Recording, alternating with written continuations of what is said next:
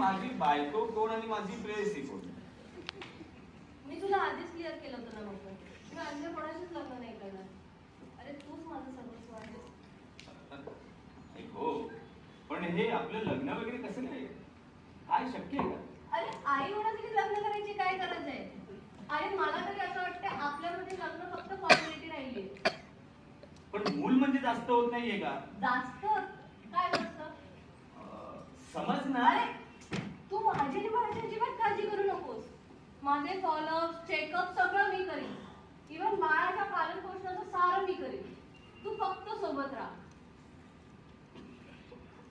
तुला हे जितकं वाटतंय ना तितकं सोपं नाहीये ग. मी म्हटलं ना मी सगळं हाताळीन. तू फक्त मानसिक साथ दे. बर बर ठीक ठीक बस.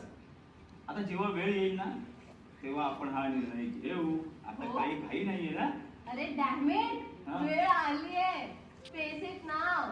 I am pregnant.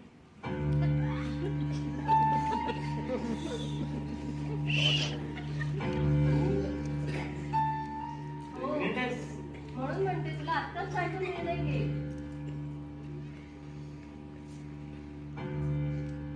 मकरंद, अरे तू असं पळ नको काढू.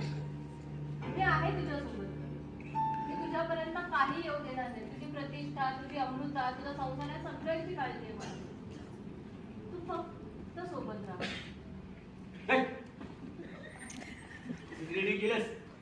इम्पॉसिबल. कसं काय शक्य आहे? मकरंद, तू सोबत नाही आहेस तर.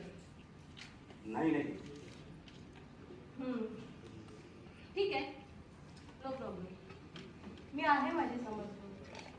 मी काळजी घेते. मी आहे माझी समर्थ. क्रांती क्रांती क्रांती. शांत. काय सांगतो? शांत. अरे आपण यातून काहीतरी मार्ग काढू. म्हणजे वी कॅन मॅनेज दिस. आपण हे सगळं काही थांबवू शकतो नाही का? काय तुझं म्हणणं काय आहे? मी अबॉर्ट करायचा? मकरंद, मी माझ्या बाळाला जन्म द्यायचा नाहीये का? मकरंद, मी तुझ्याशी बोलते. हो. मकरंद, तू माझ्या बाळाबद्दल बोलत होता. क्रांती ऐक. लागेल क्रांती लागेल लागेल काही. क्रांती ऐक ऐक ऐक. माझं बोलणं ऐक. ऐक क्रांती, तुझा माझा बाळाला त्रास होईल तो वेगळाच, पण तुझा बाळालाही त्रास होईल. काय म्हणालास तू? माझा बाळ? तू माझा बाळ म्हणालास? हे बघ, अर्थाचा अनर्थ करू नकोस. मग काय?